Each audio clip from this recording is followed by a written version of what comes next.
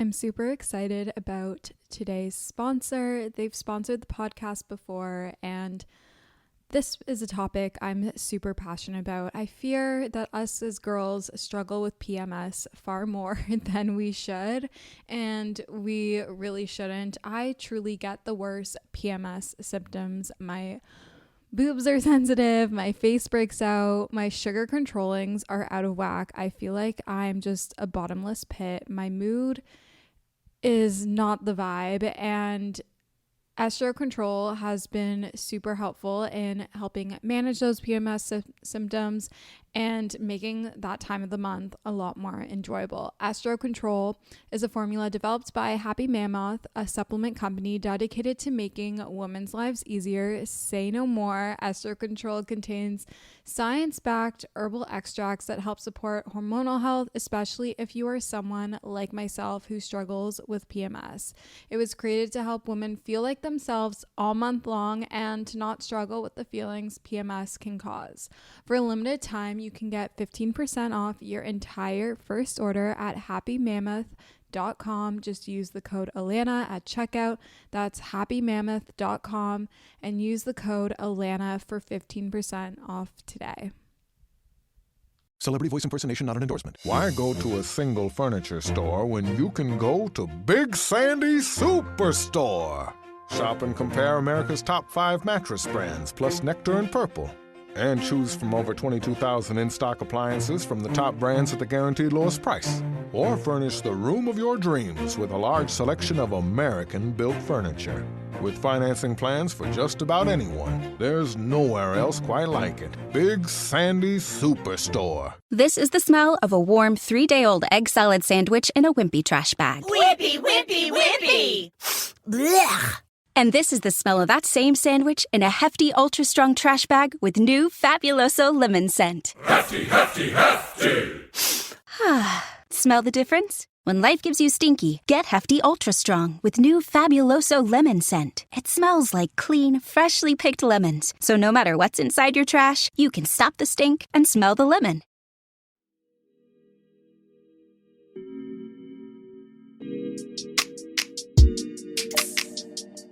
Hello, good morning, angels, and welcome back to Morning Ray. I'm your host, Lan, or Alana, and I am so excited to be back and recording. I definitely am still very much emotionally drained. I've had quite a lot going on in my personal life. I'm not ready to talk about it yet, but know that I'm okay. It's a family matter and everything will be okay. And I will hopefully be able to talk a little bit about it in the future in a way that respects everyone's privacy. But for now, just know I'm okay. And I really appreciate all of your kind words. Everyone who messaged me on Instagram, my friends, if you're listening to this, I cannot have better friends and a better support system. It truly means the world to me. And I'm honestly so proud of myself that I've been able to attract and find and keep people in my life, both friends and people who follow me, my community online, you guys, and have these people that are just truly amazing and share the same sort of energy and values and perspectives that I do. And it's just like really rewarding. And it's moments like this where you're at low places or you're struggling or you're feeling overwhelmed that you truly appreciate it. And you are able to kind of see things from the outside and you're able to take a moment and be super, super grateful. And I'm just so grateful for all of you guys, but I'm really excited to be back recording for you guys. It's currently Thursday evening. It's July 7th. It's 9:16 p.m. and we're recording this. Today was super emotional, but I still wanted to record an episode for you guys and get this out. And I just didn't want to miss another episode because I really do love recording for you. And it doesn't feel like a chore to me. So I wanted to get this episode out. Don't feel that I'm doing this out of a feeling of I have to do this, otherwise you guys will be upset. No, I truly, truly want to put this episode out for you guys. And it's something I've been discussing a lot lately. It's definitely a topic that is a really big discussion in my life right now because of everything that's going on personally and to those around me. So today's episode, you can see the title. If I didn't change it from what I've initially planned it on being, it is why men need therapy. And not just men, everyone, but just in general, this is definitely going to be more on the heterosexual dating perspective, because I am a female, identify as a woman and female, she, her, and I date men. I identify as a straight, cis, white woman. I think that's the right words. Let me double check that 1 second. I believe that's the right terminology. Yes, I am a white, cisgender female woman. Yes. Straight female. Okay. Anyways, definitely learning curve, but I think this episode flows really well from the previous episode 81, and that was on dating and relationships, and it was an advice column. But why men need therapy, why everyone needs therapy, but in particularly related to mental health and dating and hookup culture, and stuff that I have experienced, stuff that my friends have experienced, and stuff that I really think we should talk about and are important conversations to have involving mental health, involving dating. And yeah. Okay. So let's get into I need to give a little bit of a life update because it's been so long.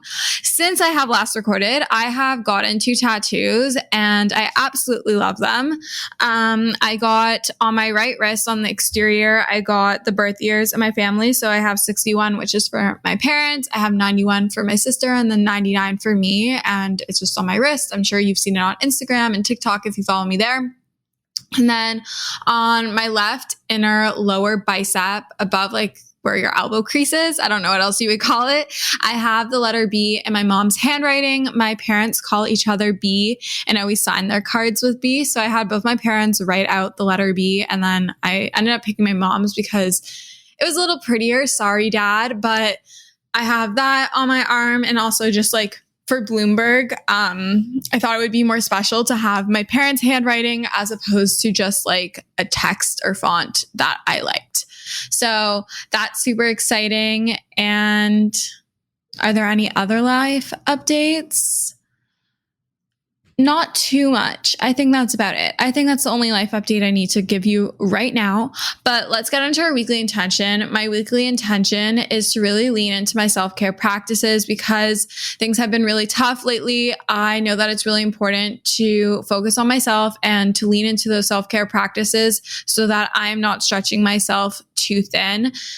It's so important to put yourself first and to set those healthy boundaries and to know your limitations. And that is what I'm focusing on this week and moving forward, because I feel like I have neglected it a little bit. But this week I decided, the week that I'm recording it, last week for you guys when you're listening to this, I really started to encourage myself and discipline myself into getting it back into working out regularly and properly taking care of my space and everything. I really am a strong believer that your space and how you keep it is a reflection of what's going on in your mind. And obviously I've been overwhelmed, so my space has been a bit more messy, but I really want to encourage myself to keep it cleaner, and because I know that makes me feel better. Clear space, clear mind. I guess that's also kind of my tip of the week, but just like really lean into the things that you know make you feel good when you're feeling overwhelmed. I know like you can feel overwhelmed and you kind of just want to drop everything and like go into a ball in your bed and like turn the lights out, but that's not really going to make you feel better. You can do that for a short period of time, but eventually it's just going to make you feel worse. So really lean into those practices that make you feel really good. So keeping a clean space, working out, getting outside, socializing. I've really been focusing on spending time with my friends and family and just like always checking in on everyone and checking in on myself and leaning back into journaling and all that. So that's my weekly intention and tip of the week. My current favorites, I'm currently obsessed with my tattoos, obviously. And then I'm also just really obsessed with skincare and super glowy, dewy skin. Always have been, but I think a little bit more now, especially because of like everyone always posting online, especially with Hailey Bieber's skincare line coming out and everything, but love the natural skin, loving not wearing a lot of makeup on my face during the day, or if I am, just like wearing makeup that enhances my natural glow and complexion. I'm obsessed with Caesar salads. Paige made us a Caesar salad. Paige is my coworker when we were up north at Muskoka.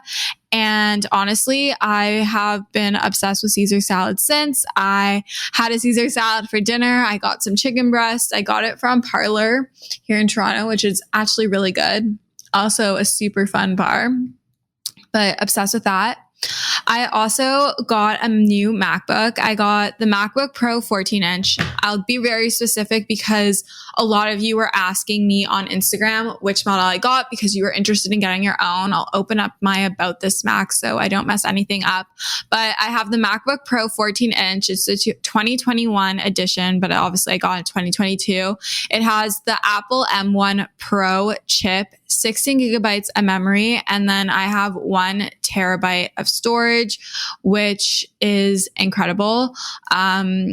I absolutely love this computer. It's been absolutely silent. The battery life is insane. It charges insanely fast. It's definitely giving like Dell computer vibes. We keep saying this at the office, or like 2013 MacBook Pro with the CD drive era, but I absolutely love it. I love the keyboard. The new keyboard is so much better than that butterfly keyboard they used to have. Guys, I'm low-key a tech nerd, so watch all my terminology coming out. I love how the screen is a lot bigger. There's not as much of black space, I guess you could say, around it. It's kind of like the iPhone, how there's that little jack where the camera is, and then it goes all the way up. So I absolutely love that. And I literally can sit with it on my lap and the fans won't go off. Before, if I was wearing shorts and had my laptop on my lap and I was doing a lot of things, it would literally like burn my legs. That's how hot it was getting. I could probably cook an egg on it, and it always sounded like my computer was going to take off, but I haven't heard the fan go off on this once, knock on wood. And yeah, I'm really excited to edit a YouTube video on it and see how that goes. But I overall really love it. The camera for FaceTime is super awesome, which is really great for, Zoom era, going on Google Meets and meetings and all that. But overall, really happy. I do miss my touch bar a little bit. Specifically, I always loved moving the little dial for volume and brightness on it. So I do miss that a little bit. But specifically for access to emojis, I feel like there has to be, oh my God. Okay, wait, they fixed it. Okay, maybe I'm not going to miss it that much. But they changed the FN key on the bottom left corner. When you press it, all the emojis come up. Before, I was going like edit, then going to emojis and symbols. So that's so much better. I just learned a little hack right now with you guys, but I overall love it and I'm obsessed with it. And I had been debating this for a long time. My other computer I didn't have it for that long. I had it for almost 3 years, but like I said, the fan was always going off and it was always freezing, and I'm on my computer for everything and for work, and that's how I work, like for my 9 to 5 and all of this stuff, whatever you want to call it, influencing, creation, side hustle, you name it, podcasting. So I just needed a computer that wasn't going to give out on me, and I'm giving my old computer to my mom. So she is not going to waste. And then my final favorite is local European anything. You guys seem to be obsessed with that too. I'm going to say it's your current fave as well, because on Instagram, whenever I'm wearing my local European cargo pants, or I have, I forget what they're called, the paper bag pants, like they're the white pants that I just got. Let's see, local European bottoms. They are called the pocket pant, the wide leg multi pocket pant. I have them in white. And whenever I wear the cargo pants or the pocket pant now, I get a million one questions where they're from. I'm just obsessed with them. I feel super confident in them. I love how they fit. I love how they look. You can dress them up. You can dress them down. And honestly, the price is not that insane. Like it's 110 US for the pants. which comes to like 130, which really isn't bad because if you think about Aritzia is like 148, and every girl and their mother have Aritzia pants, and local European, I feel like, is not super common. At least not yet. I know a lot of people do have it, but I feel like a lot more bloggers and influencers have it as opposed to like mainstream individuals, like people who don't post their entire lives online for the public eye.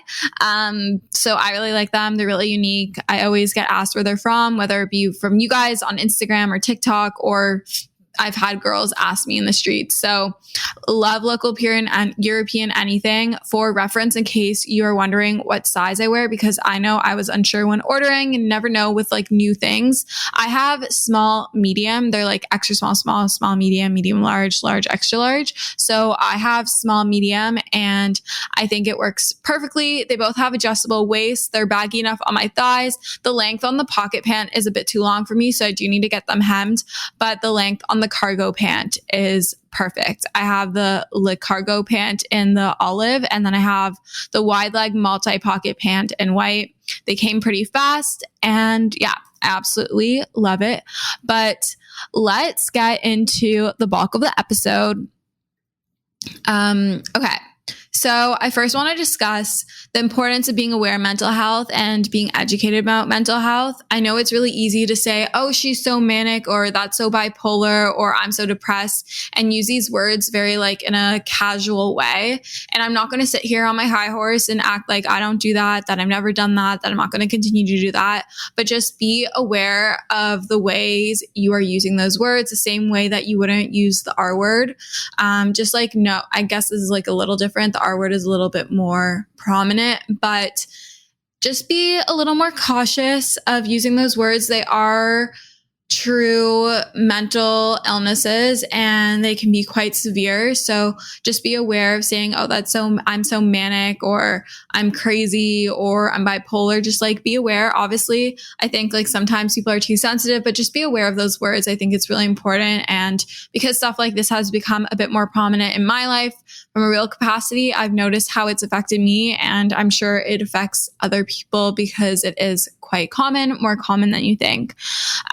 But I want to start off with knowing the importance of knowing key indicators within yourself when you start to notice that your mental health is declining. So whether you are constantly anxious and knowing how that affects you physically, mentally, or you're feeling depressed or burnt out, it's really important to know what those key indicators are for you so that you can lean into your self-care practices, whether that be therapy, journaling, self-reflection, ensuring that you are eating proper meals to keep your blood sugars balanced, keeping a clean space, stuff like that, so that you can really be proactive and not let it get to a low or an extreme low, and just like keep everything controlled within a certain range. So I think it's really important. It's really easy. And I know I've done this in the past, so I've kind of just like kept pushing everything under the rug until I have had a meltdown and have just like broken. And I have learned in the past few years from going to therapy and being proactive how to prevent that from happening.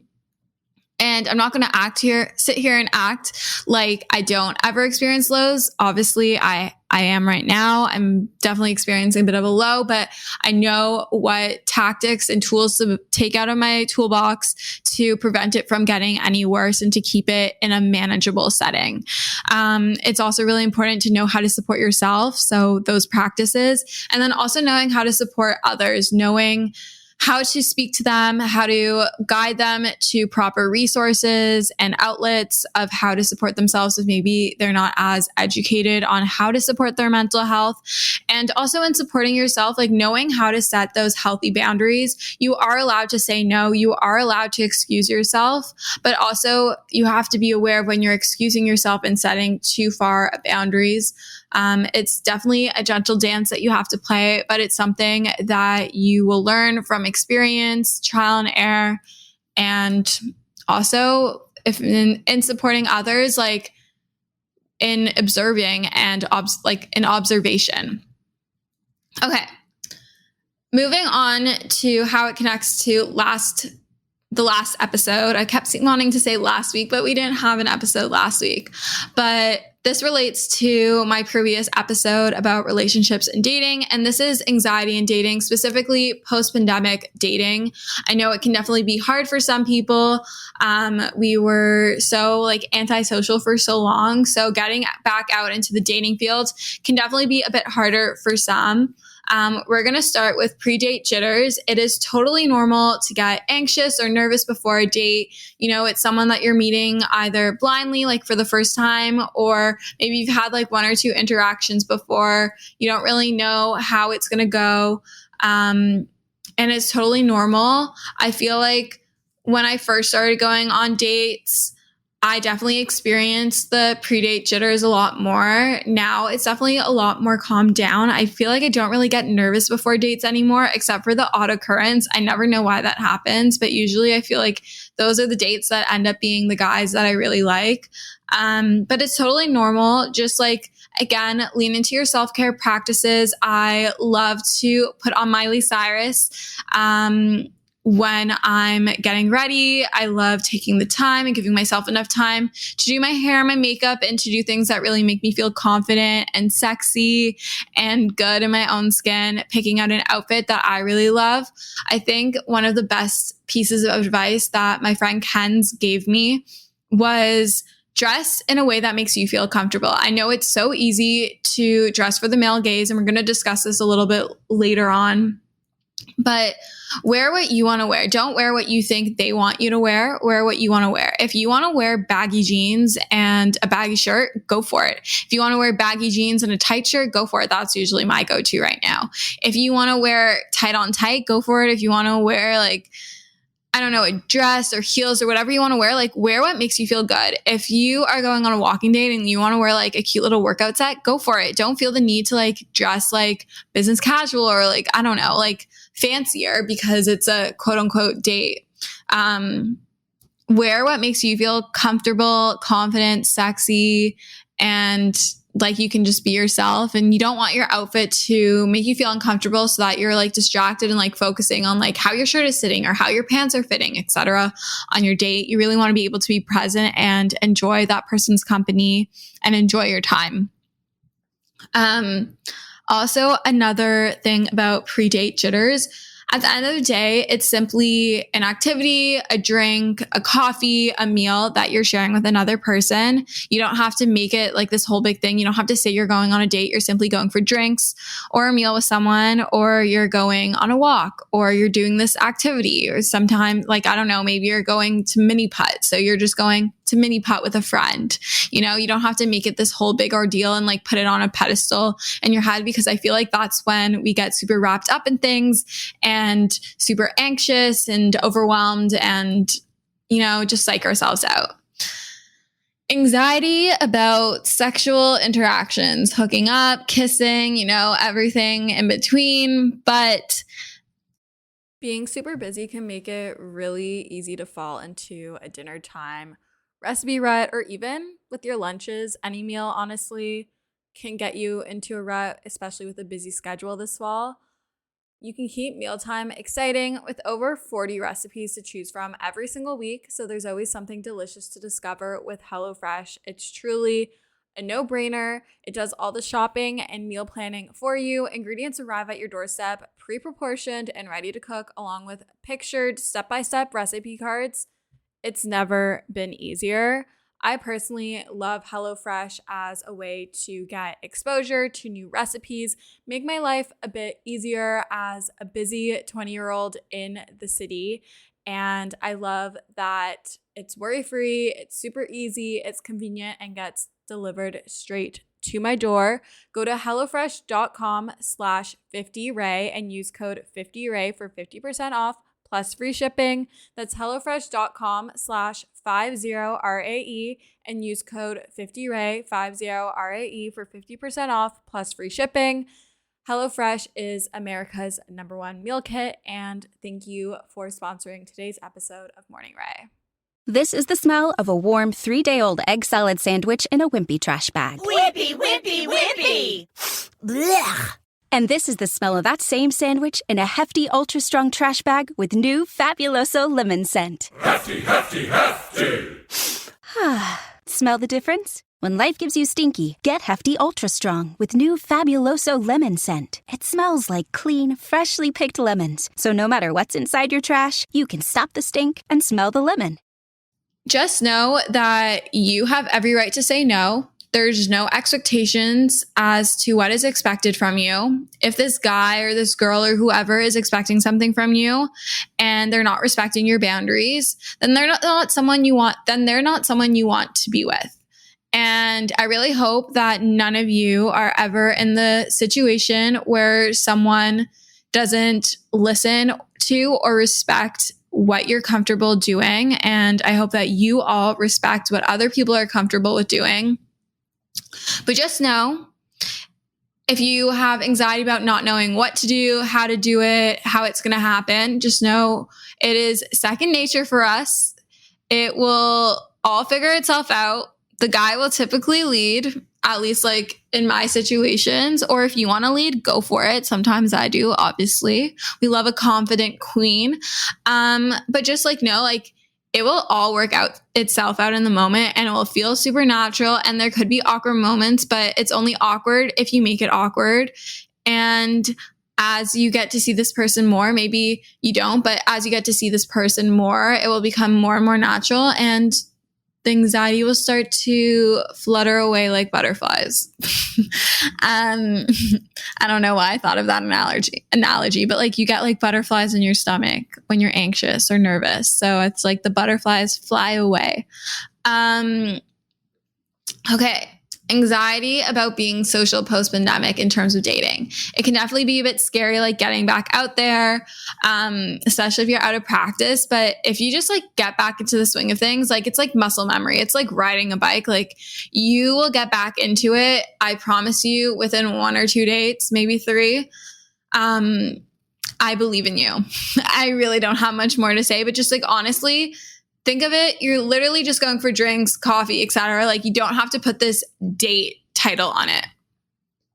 And then I wanted to talk about dating apps. Also, I'm sorry if this is not really flowing. I'm like trying to stay on this like little outline that I gave myself because I want to be super specific about the things that I'm talking about. I don't have any sentences written out, but I just have the topics and subtopics that I want to discuss because I really want to make sure I hit on everything. But dating apps, I go back and forth with dating apps. I have a few that I would recommend, but honestly, I don't like dating apps. I don't like how they make me feel. I don't like how it feels like I'm searching through a catalog of people. I don't like how it makes me really focus on materialistic things and I focus only on their looks when that is something that probably is the lowest on my priority list in terms of someone that I want to be around and be seeing and be with, you know? So I don't love dating apps, but I do go back and forth between using them. They are great to meet people. If you love them, no hate against you. I'm not judging you. It's just for me right now, I'm off dating apps, but the dating apps that I do like are Hinge as my number 1. And then Lux Club I like as well. But the only thing about Lux Club is there's not many individuals on it in Toronto from my experience. They're mostly in the States, normally in New York, LA, Miami, sometimes Chicago as well. So it's a little bit tricky. It's fun, like if I want to set up a date for when I'm like in another city, you know, like spontaneous travel date, done that. Been there, done that in New York. That was a lot of fun. But Hinge is definitely my go-to. I'm not a fan of Bumble. I'm not a fan of Tinder or J-Swipe or anything else. Hinge is where it's at. I feel like obviously not every single person, but I feel like the people on there are definitely more serious and respectful and are not just looking for a quick hookup. And if they are even like, they still want to take you out, they don't want to just chill for the majority. I'm not saying that there aren't people on the app that aren't like that. But for the majority, they are pretty, I would say like high class in my experience. I like Hinge the most. To each their own.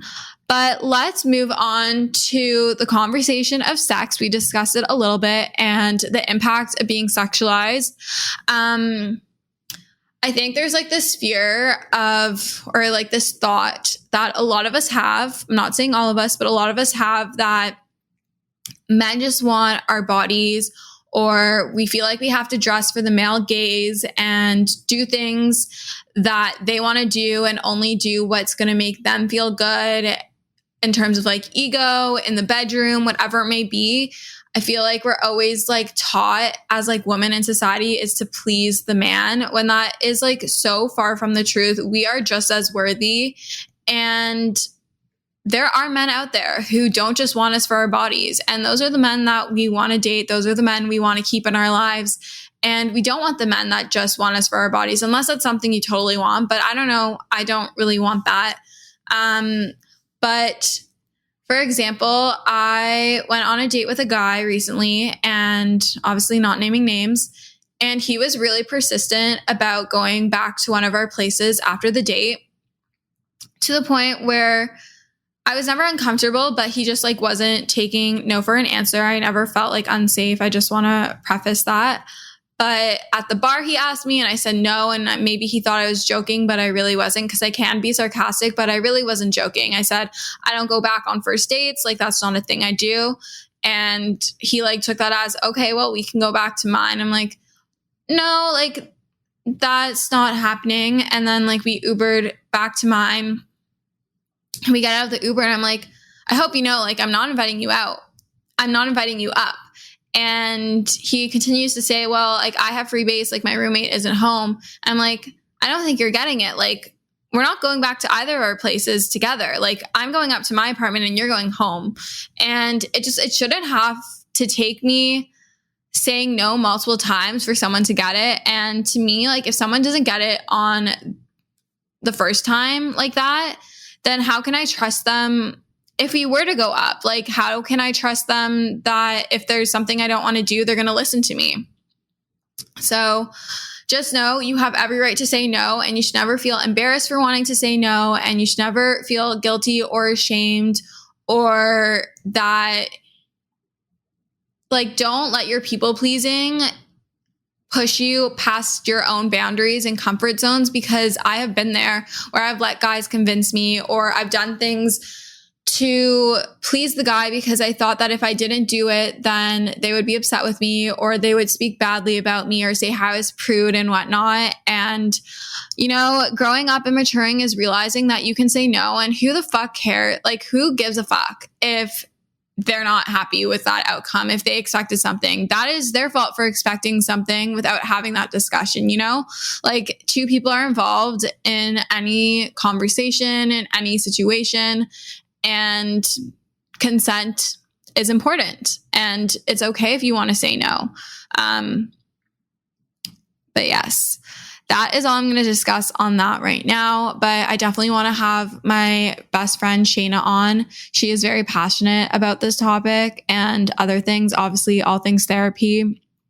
So I want to have her on and have her discuss this, because I think she would do a really great job at that. So we're going to move on to our last section, which is men using women as therapists. And Shane is also really passionate about this topic. Men using women as therapists. Not all men, but it's definitely like a frequent occurrence. And I've noticed this in quite a few of like the flings or situationships that I've had, is especially as someone who is so open about mental health and does not feel any sort of stigma around talking about it. Like, I will literally tell a guy that even if I just started talking to him, even if I've just gone on one date with them, that if I have therapy and like it comes, they ask me what I'm doing, it's like, oh, I have therapy. Like, I don't really care to hide it. Like, I don't think I should hide it. And I'm always very open that I'm anxious and I have OCD and whatever. Like, I don't care. And then I feel like that often leaves the man thinking that I can be their therapist because I'm like the first person or one of the first few people in their life to speak so openly about therapy. And Shayna definitely feels this way too. And she'll discuss that more when I have her on. But because I speak openly about it, they then feel okay to speak to me about it all the time. And I'm not saying that they can't, but it can definitely get really draining when they make you their everything, like the person that they go to for everything and rely on for everything and put all their mental issues and struggles onto you, because it's really not your responsibility to take care of them entirely. Like, I'm not saying that no one can talk to you and that the person that you're dating can't talk to you, but there is a limitation. And Lauren Elizabeth actually spoke about this on one of her podcast episodes. It was a while ago. It was on her podcast.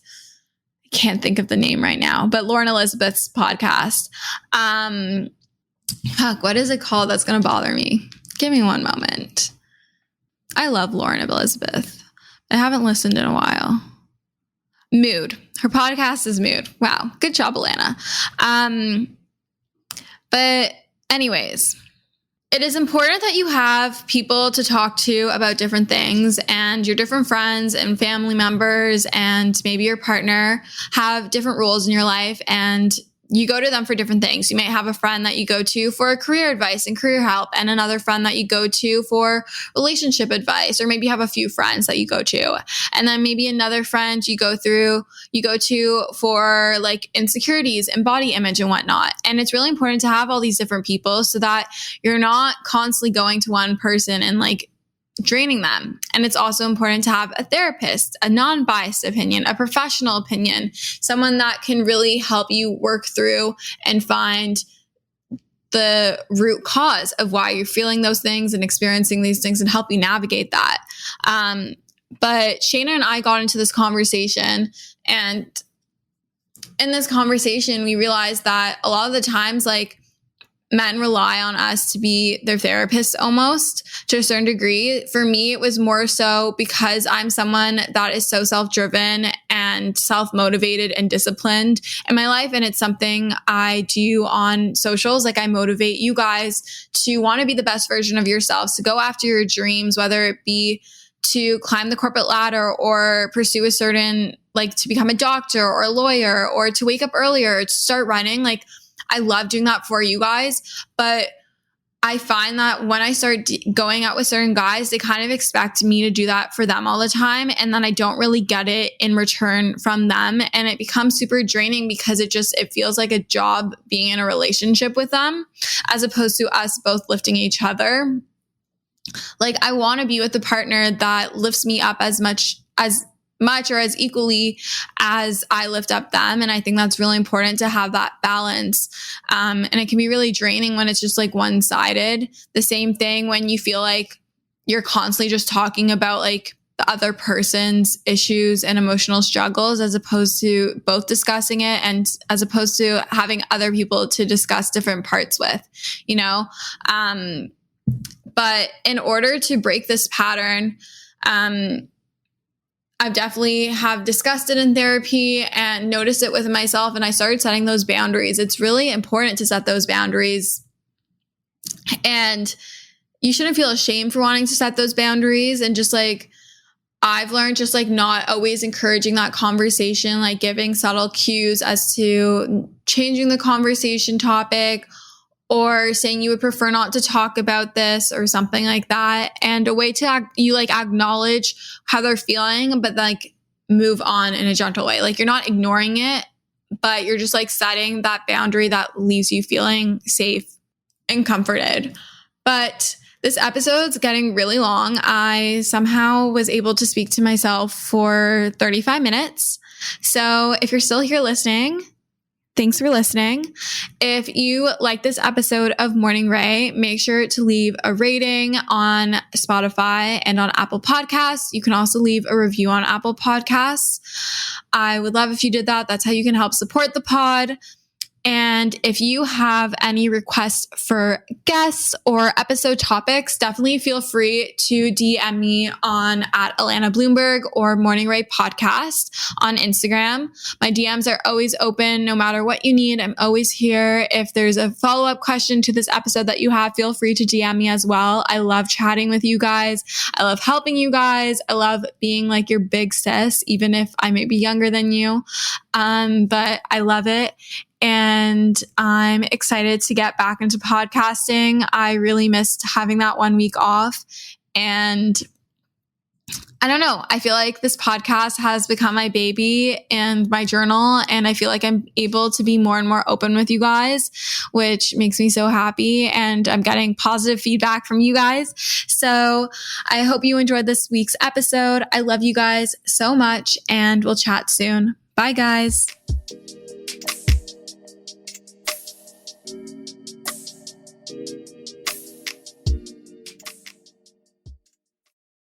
With the Lucky Land Slots, you can get lucky just about anywhere. This is your captain speaking. We've got clear runway and the weather's fine, but we're just going to circle up here a while and get lucky. No, nothing like that. It's just these cash prizes add up quick. So I suggest you sit back, keep your tray table upright, and start getting lucky.